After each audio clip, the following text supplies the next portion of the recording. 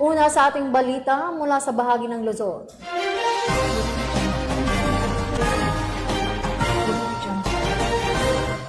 Arestado ang dating Dean ng College of Criminal Justice Education ng Palawan State University.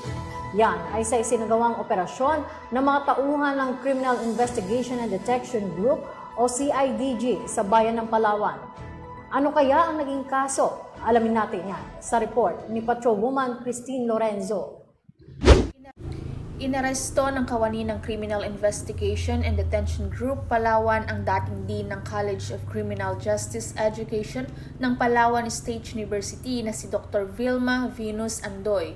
Ito ay matapos ireklamo at kasuhan ng grave oral defamation under Article 358 of the Revised Penal Code o paninira at pangiinsulto ayon sa CIDG. Isinampa ang kaso sa dating college dean dahil sa umano'y paninira at pagkakalat ng maling impormasyon kaugnay sa propesyon ng isang private individual. Ilang reklamo na rin ang kinasangkutan ni Andoy kabilang ang umano'y hindi pagbibigay ng mga clearances sa mga estudyante ng nasabing paaralan matapos umanong hindi mag-review sa inirekomendang review center. Si Andoy ay dinakip sa loob mismo ng universidad pasado alas 5 ng hapon nitong Lunes sa kaukulang kaso na may nakalaang piyansa na nagkakahalaga ng 18,000 piso para sa kanyang pansamantalang kalayaan.